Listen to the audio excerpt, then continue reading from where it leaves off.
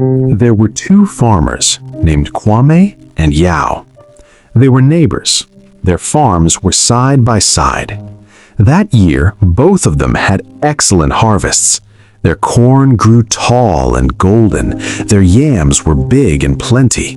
Both worked very hard.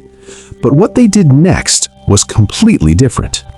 Kwame was so excited about his harvest. The moment he finished harvesting, he couldn't keep quiet. He went to the village square every single day. "My harvest is the biggest this year," he announced loudly. "Come and see, my barn is overflowing with corn and yams." He invited everyone, friends, neighbors, even strangers. "Look at how blessed I am," he boasted. "I'm the richest farmer in this village." People came to his farm. They saw his full barn. They nodded and smiled. "Wow, Kwame, you're so successful. Your harvest is amazing." Kwame felt proud. He loved the attention. He loved the praise. Every day he found new people to tell about his golden harvest. Meanwhile, Yao also had an excellent harvest. His barn was just as full as Kwame's, maybe even fuller. But Yao didn't tell anyone. He harvested quietly, he stored his crops carefully, he locked his barn well. When people asked him, "Yao, how was your harvest this year?" he simply said, "It was good. I thank God." That's all. Nothing more. No bragging, no showing off, no inviting people to come see his wealth. He just worked quietly and went home. A few weeks later, disaster struck. One morning, Kwame woke up and went to check his barn. He opened the door and screamed, "No, my harvest! Everything is gone!" His barn was completely empty. Thieves had come in the night and stolen everything. Every sack of corn, every yam, every single thing.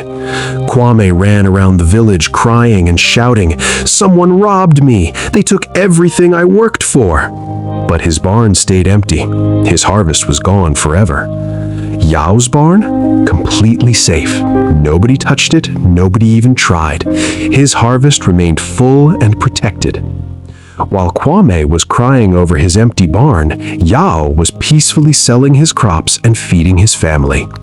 One day, Kwame went to Yao, angry and confused.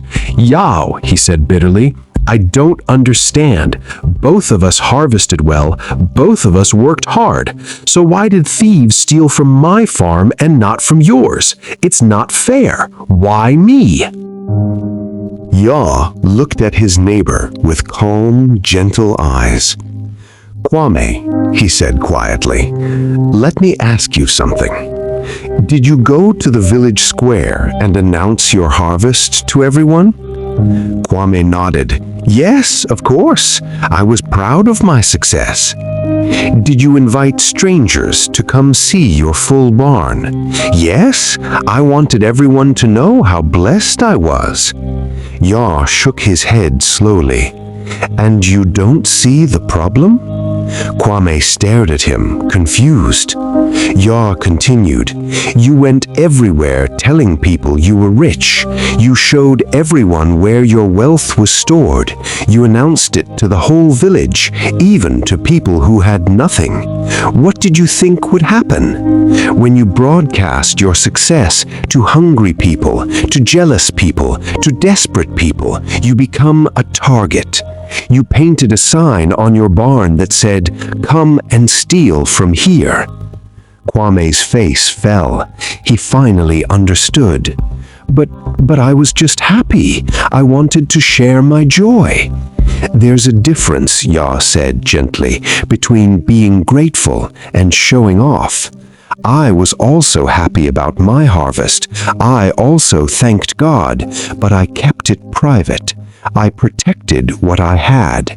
You cannot blame the thieves, Kwame. You invited them with your own mouth." Kwame stood there in silence, the truth sinking in like a stone. He had destroyed his own success by announcing it to the world. This is the lesson many people learn too late. When you show off your blessings, you become a target. When you broadcast your wealth, you attract thieves. Not everyone who claps for you is happy for you. Some are watching, planning, waiting. Success does not need announcement.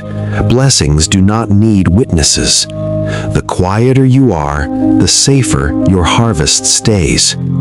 Work hard, harvest well, but move in silence. Let your success speak for itself. Don't speak for your success. Because what people don't know, they can't steal. What you don't announce, they can't envy. What you protect will last. So ask yourself, are you like Kwame telling everyone everything? Or like Yao, working quietly and protecting your harvest? Guard your blessings, protect your success. Move in silence, stay in peace.